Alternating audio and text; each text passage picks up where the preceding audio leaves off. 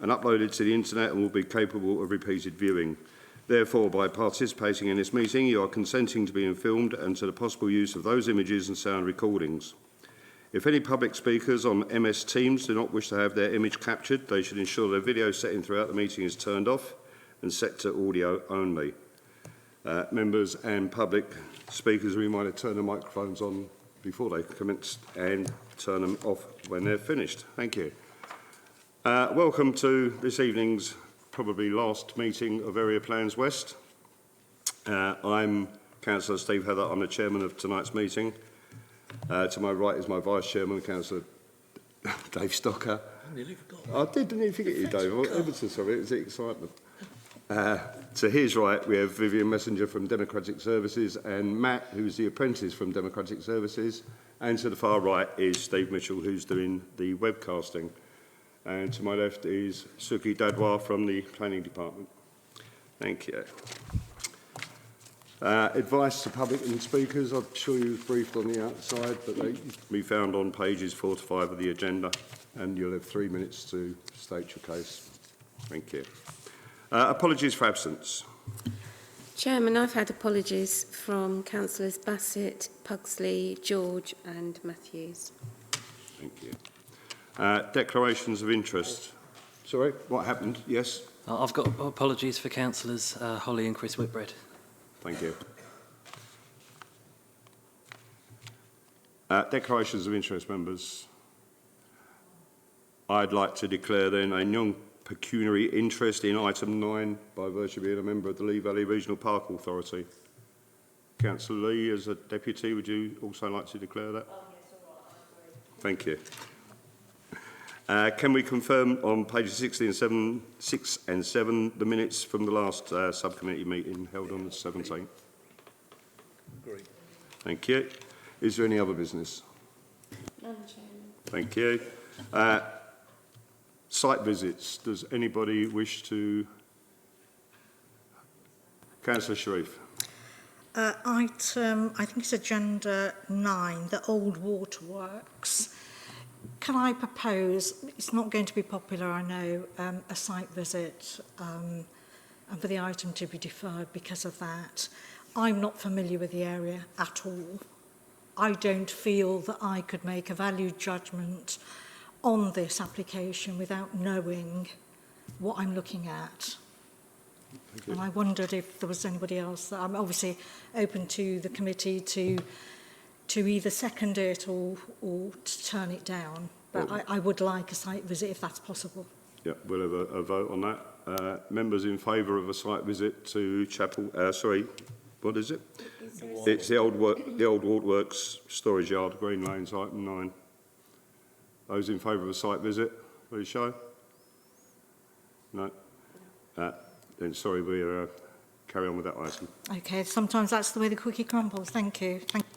Thank you. Right then, so first item on the agenda is item 8, which is planning application EPF/0461/24, Leverton County Grant Maintained Junior and Infant School, Honey Lane, Waltham Abbey. Hello. Waltham Abbey, EN9 3BE. On pages 8 to 23 of the agenda.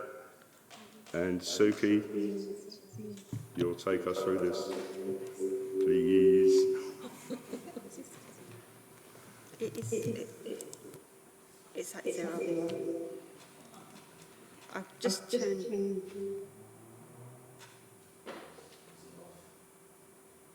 Testing, 1, 2, 3. Seems okay now? Oh, no, it's a little bit, isn't it? Okay. 1, 2, 3, 1, 2, 3. Just get my screen ready. Sorry about that. Thank you, Chairman. This application relates to land at Leverton County Junior School. The site is located on the southern. Is it the? Shouldn't be. Have you got your Teams? Oh, team. Oh, that might be it. Yeah. It's on. Yeah, turn it off. That's it. Perfect. Sorry about that.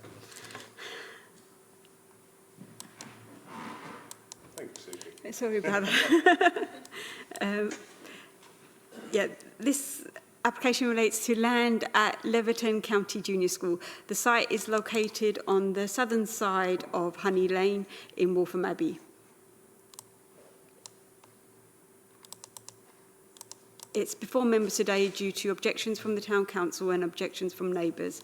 The concerns raised are listed on page 10 of the agenda. They relate to the proposal being out of character, loss of light and privacy, harm to ecology and nuisance during construction, harm to trees, harm to the FSAC and loss of parking. An additional comment was received after the agenda was published from 152 Honey Lane, which reiterates concerns previously raised and has been sent to all members of the committee by the objector. The application site comprises land at the corner of Leverton School, fronting onto Honey Lane.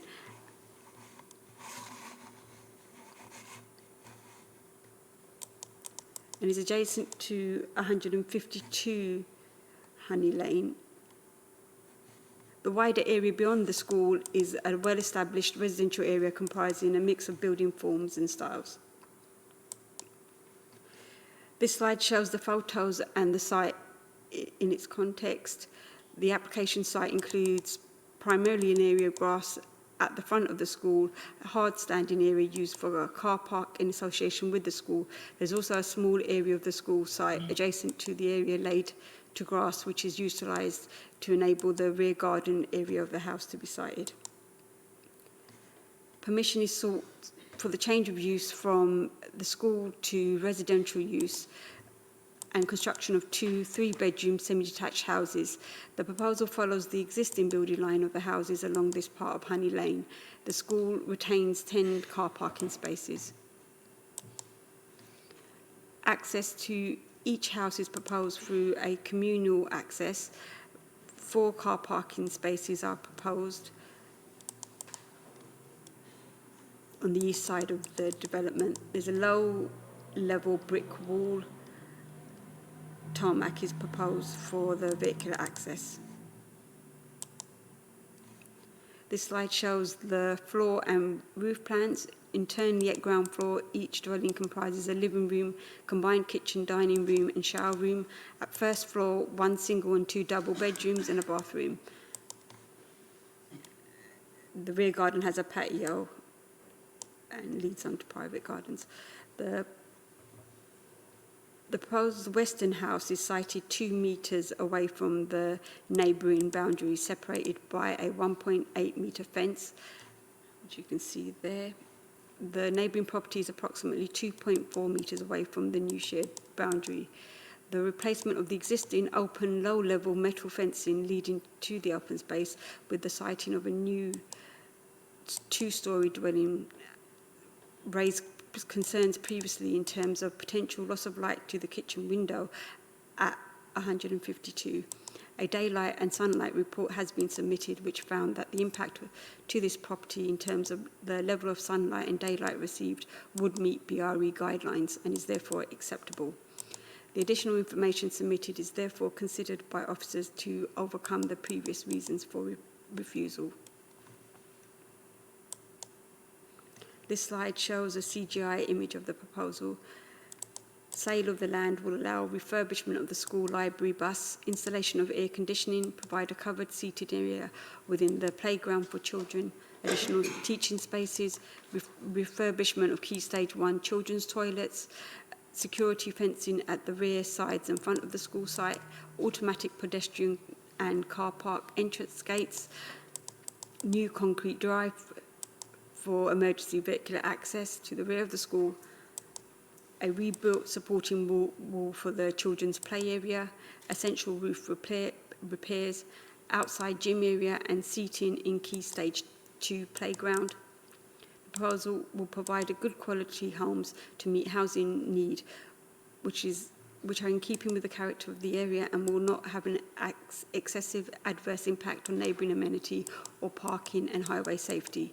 Approval subject to completion of a unilateral undertaking and conditions is therefore recommended. Thank you, Chairman. Thank you.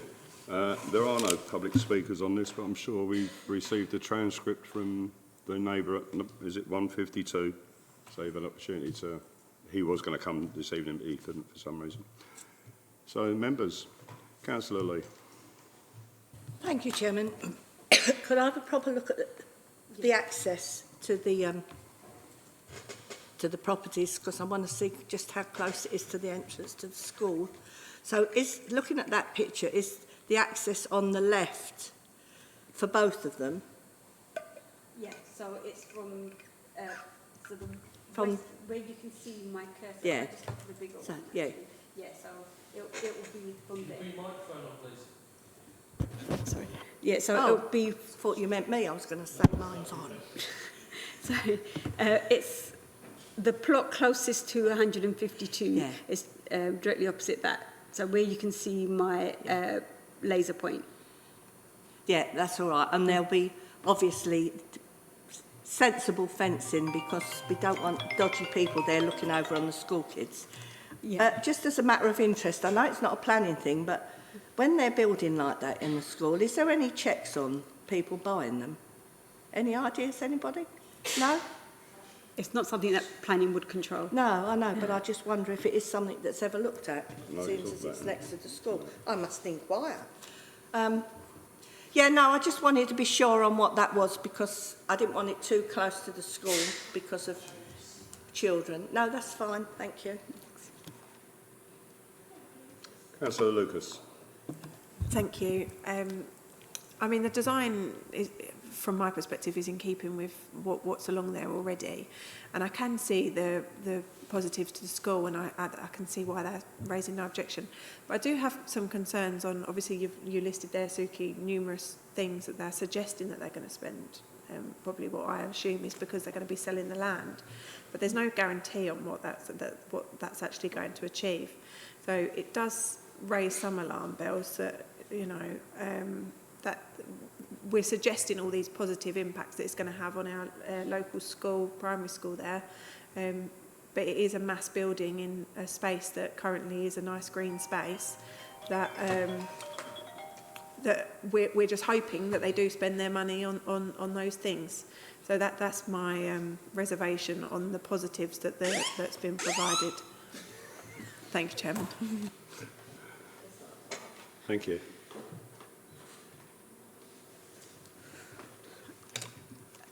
We can't force them to put it forward for the items that were mentioned. So what members need to consider is whether they can consider the proposal acceptable in its own right. So if you consider that you wouldn't have approved it if those issues weren't put forward, then you need to raise what your concerns are about that. Councillor Lucas.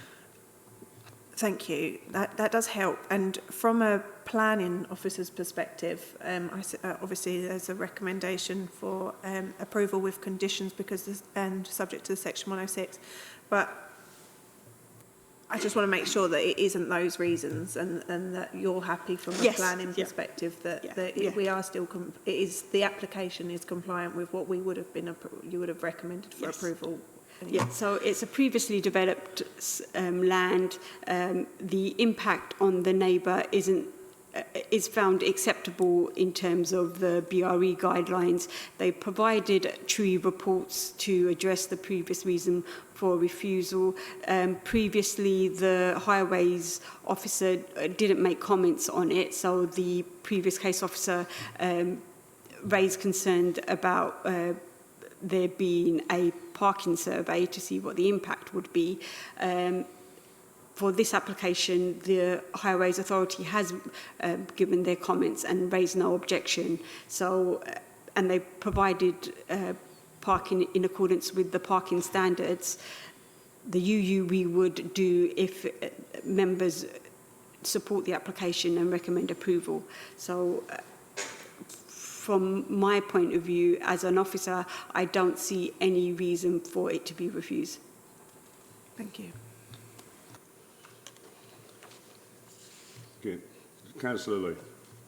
I've just got one question. Have they lost car parking spaces at the school I heard you say they've got 10 spaces, Yeah. but have they actually lost any car parking spaces at the school?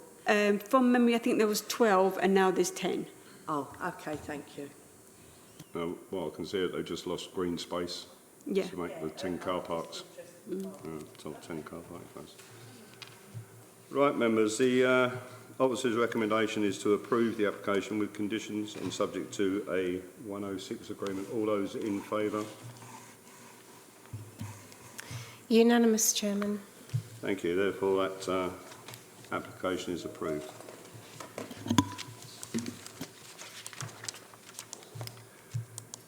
Right, agenda item 9 then is application EPF/2044/23. The Old Waterworks Storage Yard, Green Lane, Nazing, Waltham Abbey, in 10.6 RS on pages 24 to 33 of your agenda. Sue, can you take us through this? Thank you.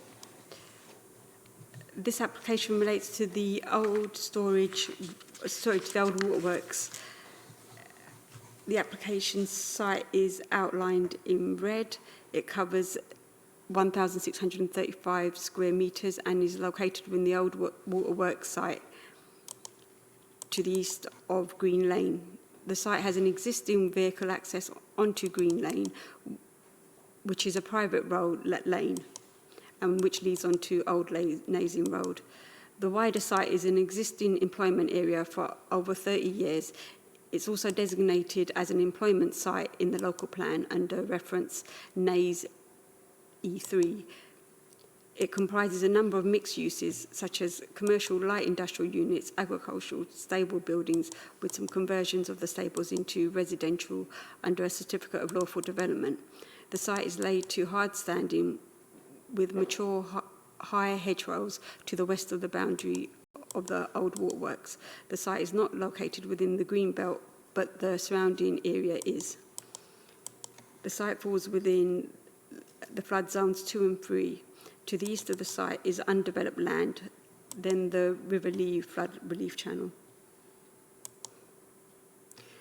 The application site is currently leased to a civil engineering contractor, Construction Muzzy Limited, and is used as a compound for the storage of civil engineering plant materials and machinery, containing a mix of open storage containers, which does not have staff based on the site or occupancy, and there's no public access. The hours of operation are Monday to Friday, 8 to 6, Saturday, 8 to 12, and no Sunday working. The leaseholder has constructed a temporary roof built with corrugated steel roof supported on scaffolding tubes covering the majority of the yard at a stack height of 6.2 metres to protect the stacked containers and plant and machinery from outside elements. It's proposed to be removed. The previous application under reference EPF 2591 of 20 for this use was refused on the grounds that no flood risk assessment and management and maintenance plan had been submitted. This has now been provided, and therefore this reason has now been overcome. The use of the site as a B8 storage distribution unit is compatible with an employment site. It's considered an appropriate form of development in accordance with policy E1 and P10 of the local plan. The orange hatched area relates to the 2.43 metre by 6 metre double stacked containers. The blue hatched areas indicate the areas of open storage. The green hatched areas show the single container. The grey hatched area shows an open racked material storage. The black line square is the office amenity building. The plan on the left shows the extent of the roof to be removed. The magenta dashed line shows the position of the roof which will be removed. Given the allocation and the conditions to limit the use's adverse impacts on the area, it's considered acceptable by officers. This slide shows views of the access gates and non-permanent roof.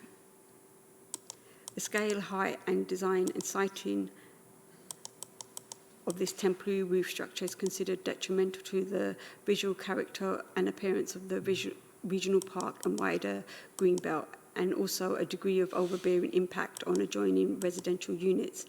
Therefore, the case officer has attached condition 3 on page 31, which requires the removal of the roof within 6 months of the date of decision. Condition 5 requires a service management plan be submitted in order to control the activity and noise on the site. And condition 7 requires the height of the open storage to not exceed 5 metres. These conditions are required to protect the character and amenity of the surrounding area. The Highway Authority have raised no objection to the proposal. It's for these reasons considered that the application has a recommendation for approval. This slide shows the internal views of the site. Given the allocation and the conditions to limit the use's adverse impacts, it's considered acceptable by officers. Thank you, Chairman.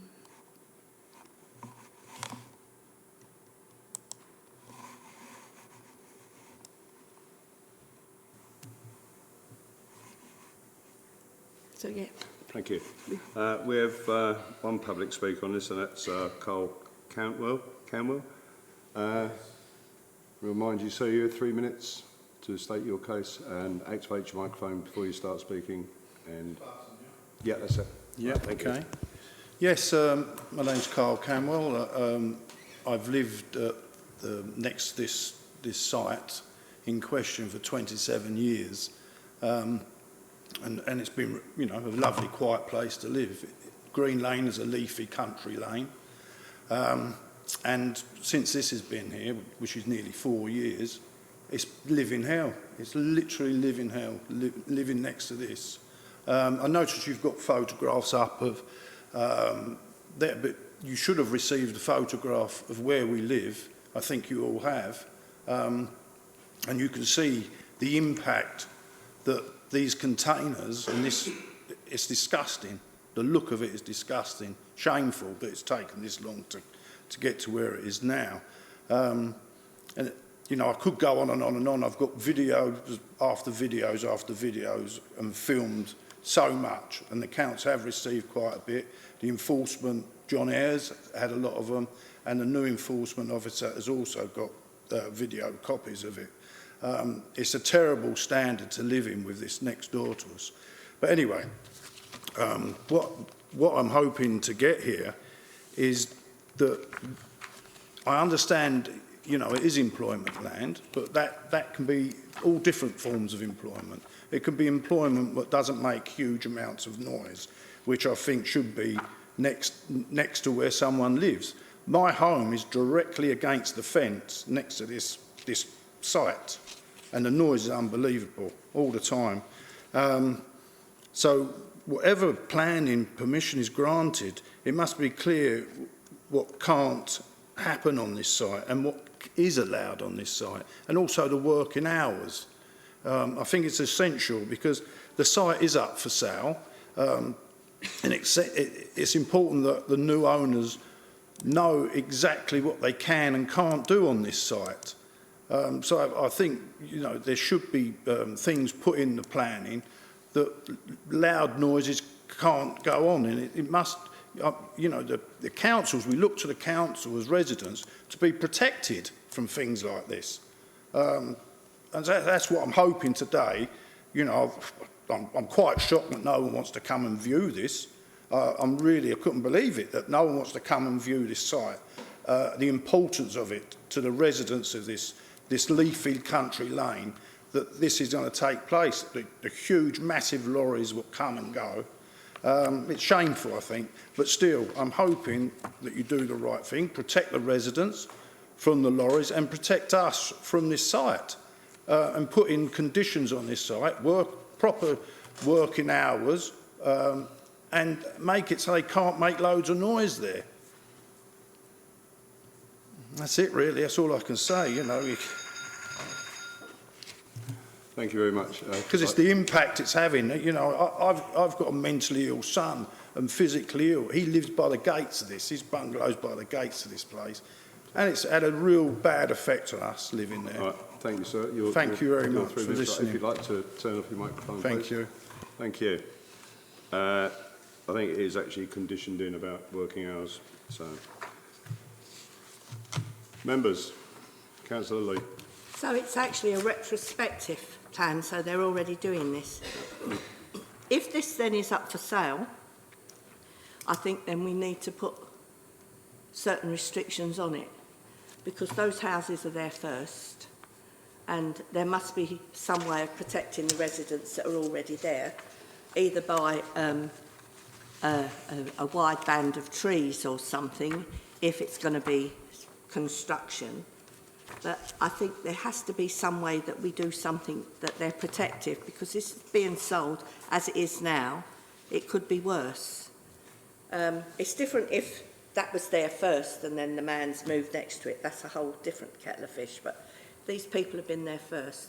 And I don't know if that's something on planning we can actually put, that we can do something to stop all that noise, and you know, it must be making it unbearable. So I'll go over to you, Suki, for advice. Thank you, Councillor. So it is an existing employment site, so the MPPF requires, given that it's been there for over 30 years and it is an allocated employment site, that so the residential dwelling adjoining the site was done so through a certificate of lawful development application, and therefore the council didn't have any control over it, but it previously was within the employment site. Paragraph 193 of the MPPF requires that we should not put excessive burdens on the existing employment use, and that the new use that came after the existing use would have to put their own installation or protection against the harmful impact of the existing use. Having said that, there are conditions on the report which requires the removal, condition 3 requires the removal of the temporary scaffolding within 6 months. Condition 5 requires within 3 months of the date of decision a service management plan outlining how the company will manage and deliver its service shall be submitted and agreed, and what it includes is noise assessment and how noise will be controlled. And then condition 7 requires that all stockpiles of paraphernalia on the site should not exceed 5 metres in height. So would there be anything else that you would like to see controlled?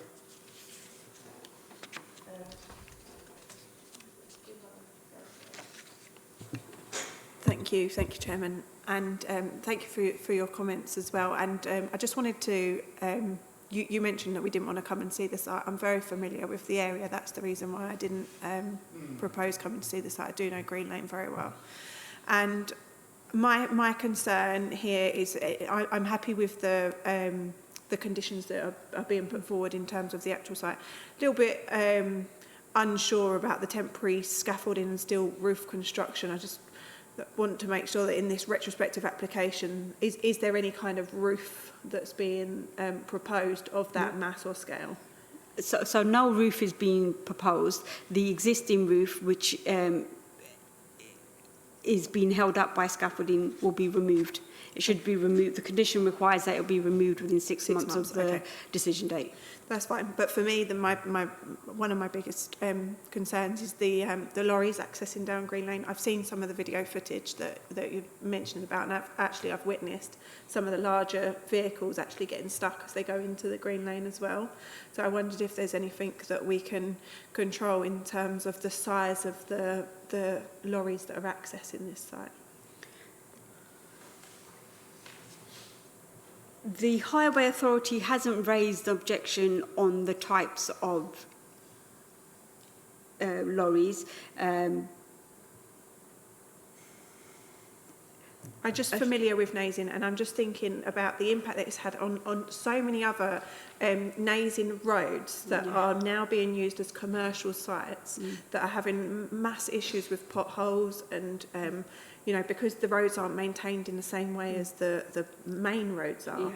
And when you're getting these large volume of quite large vehicles that are accessing down these roads that was never constructed really to withstand this level of traffic, I saw, I assume it hasn't been necessary for sort of a traffic management plan, and potentially we don't know the further use that this is going to be once the site is used. But I just want to sort of, as the resident was saying, we kind of need to protect, and I know we are talking about using this land, and I'm happy for this land as it is. It's approved, it's within the local plan to be employment land, but we do need to kind of control potentially the impact of the commercial vehicles that are going to be accessing down a residential street. I think it'd be difficult to control the type of vehicles because it's an employment site. It may be better to have a traffic management plan whereby the owners of the site control when vehicles come in and out of the site, so that they can see if the road is clear and allow safe passage. Maybe stand in front of it or make sure. Yeah, I would just be more comfortable if there was something, whether that was a traffic management plan, whether and that could include various mitigations, you know, mirrors or anything that may protect. You know, I'm just thinking of, if I was to be a resident down there, I'd certainly want some kind of protection from various commercial vehicles, and I'm thinking the large lorries that I've seen that are accessing down there, and the negative impact it has, because they do get stuck. Yeah. Thank you very much. They're my comments. Is it possible just to mention something? Is screening this yard? I mean, it's horrific to look at, and it's 100 times worse outside. So if this is going ahead, I mean, it needs some kind of screening so we haven't got to look at it. And also, is it staying as 2 containers high? Because it needs to be 1 container. The height of this is, the height of this is would be well above the 5 metres. Sorry, sir, you have had your opportunity to speak, but thank you for your comment. It's taken on board, yeah. And I thought it might be Yeah, no, thank you. I wonder if you could answer, Yep. is there going to be any fencing? Thank you. Yep, we'll cover that, yeah. Councillor Lee. Yeah, well, that's what I said about maybe trees or something, if it's really unsightly, and trees will help with the noise. But I'd like to make sure that there is enforcement keeping its eye on them, because I quite agree with a traffic plan, so that certain lorries over a certain size can only come and go at certain times of the day, perhaps. Because I've seen problems with lorries coming blocking the road when kids are going in and out of school and things. So if there's some sort of traffic plan, that would help. I mean, we can't turn it down as such because it is in the plan and it is industrial. But if we can make sure that enforcement keeps its eye then, and that there is some sort of trees or something round to at least make it look better, and that will cut down on the sound, if that's okay. Thank you. So I can put a soft landscaping condition which requires a tree screening. Yeah, for noise. Yeah. And also, Lee Valley Regional Park did request that the containers be lowered or moved. Can we actually condition that rather than leaving it as a thing? And something else that's with this application, the fact, yes, we recognise it's employment land, but it's requesting B8 use, which is distribution and storage. Of all the objections received, they all mention noise. If it's a distribution site, why is it so loud? I mean, this is stuff that's proved. If this was a fresh application, we would say, well, no, we need to do something about this. But all these objections are proved. This place has been working for years, and it's caused problems. So I think the conditions attached to this need to be seriously robust and enforceable. Yeah. So. So at the moment, I've got, in addition to the what's in the agenda, an additional condition on traffic management, a tree screening condition, and a soft landscaping to provide a screen, and a condition to move containers from the south boundary to and protect. no longer be stacked too high. Yeah. So how high would One container one is container? high enough. Yeah. You agree with that? So,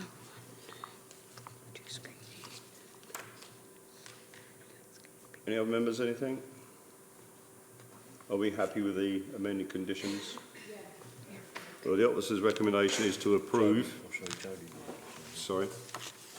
Sorry, yeah.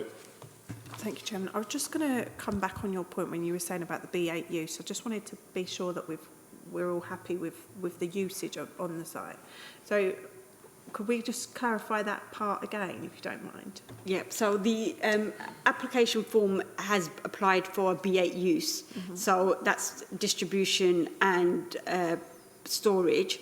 So on that basis, that's what the permission will be. So the activities should fall within the B8 and storage and distribution. It's my understanding that the owner of the site wants to sell it, so any future buyer would have the permission as being B8. B8, rather than, because on our proposal it's just saying retrospective use of employment land as a construction contractor's compound. So I just wanted to understand the difference between the retrospective application and the new application. So from the, that's a good point, in the officer's report highlights it as being B8. If a construction yard could be considered as sui generis, so we could put a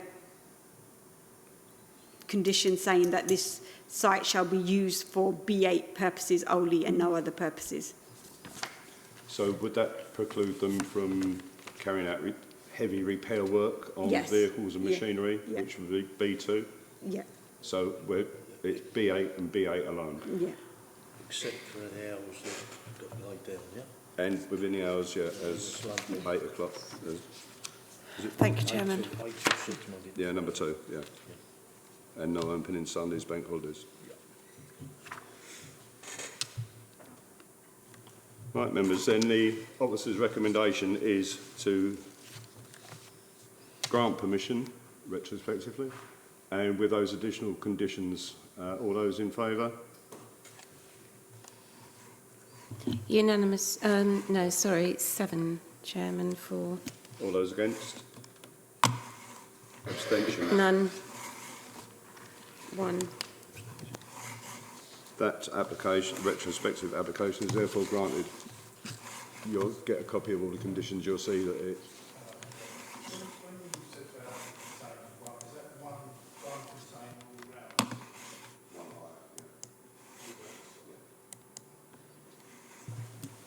Thank you. Right, so agenda item 10 is application EPF stroke 2758 stroke 23 Chapelfield Nursery, Sewison Road, Waltham Abbey, E4 7RE, pages 34 to 75 of the agenda. Please, Suki. Thank you, Chairman. Thank you, Chairman. This application relates to land at Chapelfield Nursery on Sewistone Road in Waltham Abbey.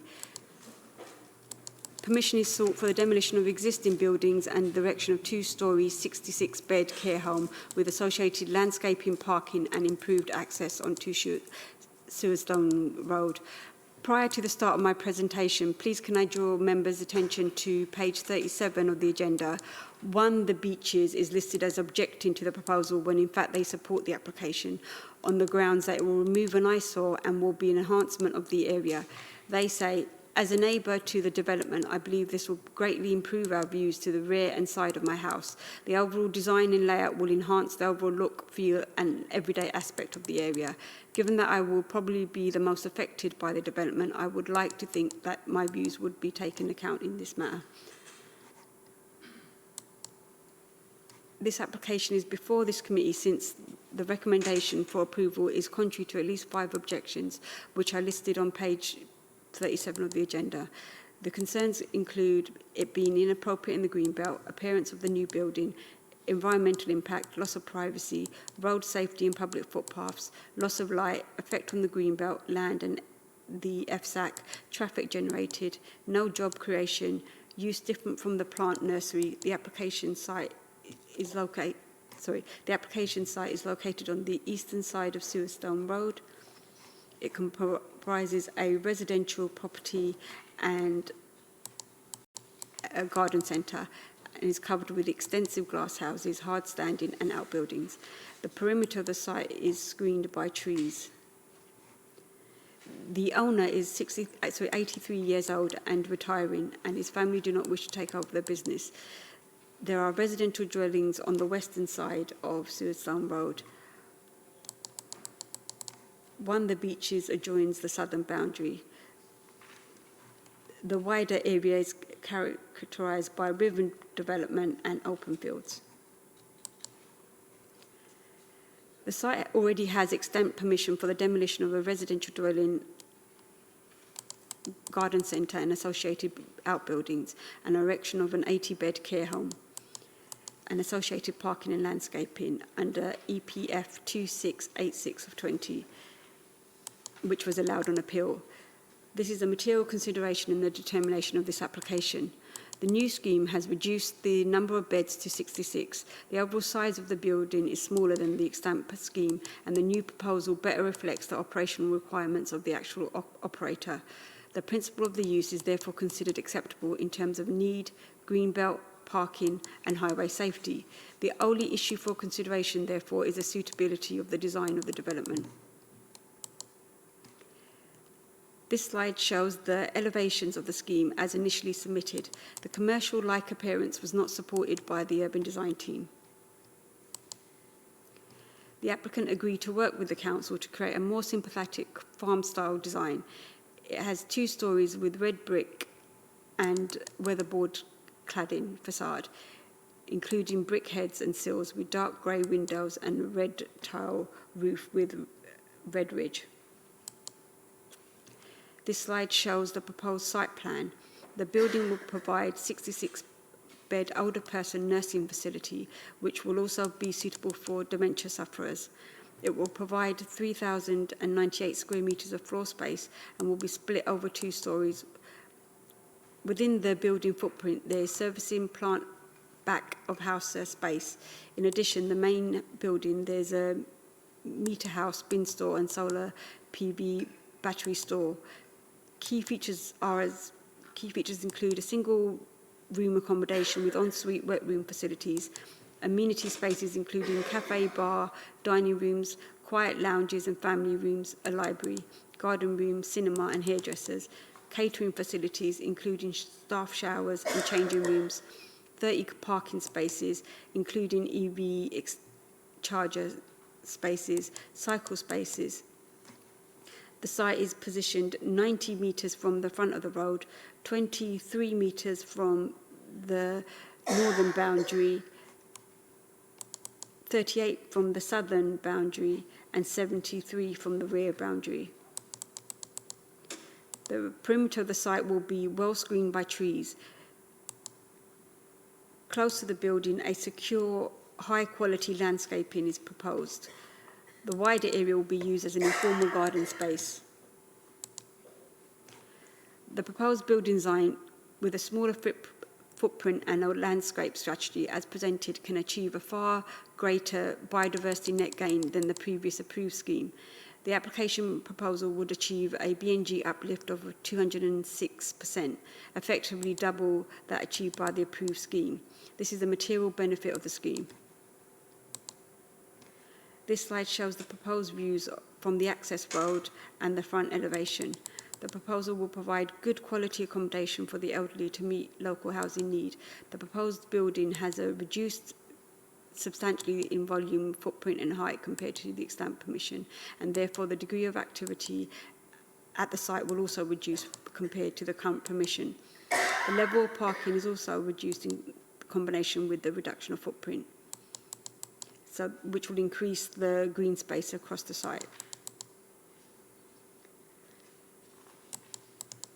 It's for these reasons that it's recommended for approval. Thank you, Chairman. Thank you.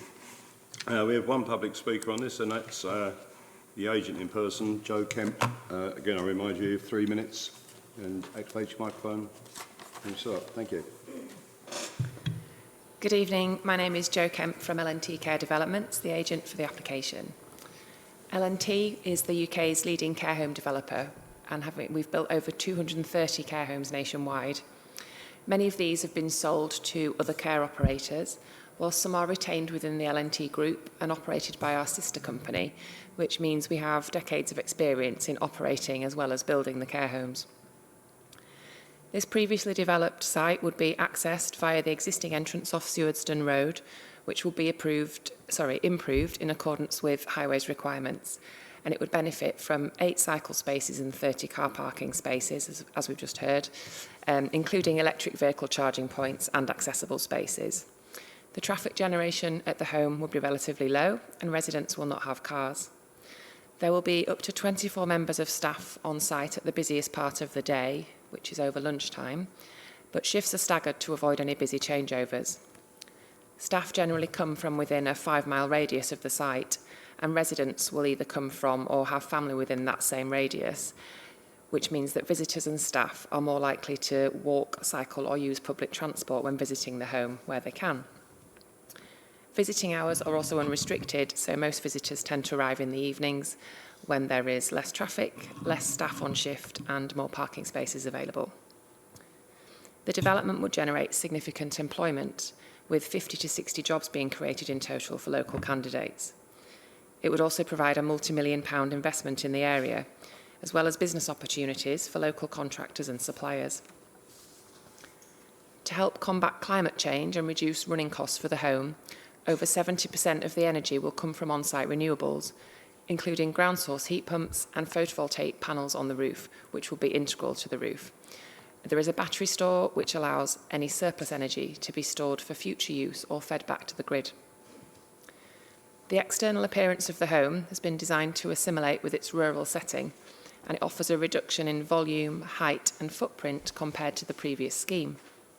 It is well set back from the road, maintaining privacy to neighbouring properties, and benefits from generous landscape gardens, which offer a variety of amenity spaces for residents, staff and visitors to enjoy. The internal layout has evolved through our extensive operating experience, putting our residents at the heart of what we do. The home provides many amenities, such as a cinema, a tea room, a shop and a hair salon, as well as lounges and dining areas, in order to generate a sense of community. And it provides the older people of Sewardstone and the surrounding area with not only a home, but we hope a greater quality of life. Thank you. Members. Councillor Sharif. Thank you, Chairman. In principle, I have no objection to this application. I do, however, just from an aesthetics point of view, prefer what was consented in the previous application. I think it looks much prettier than what seems like a very bulky design in this application. But other than that, I have no objection to this. Thank you. Thank you. Any other members? Shall we go to the vote then? This is bring your attention to the supplementary agenda, which is the revised conditions to go with this. So the officer's recommendation is to approve with the revised conditions. All those in favour? Unanimous, Chairman. Thank you. Thank you. That application is therefore approved with revised conditions. I'll whistle back through here. Is there any reason to exclude the public and press? None, Chairman. Thank you. I therefore close this last meeting of the Area Subcommittee West at 19:49. Thank you.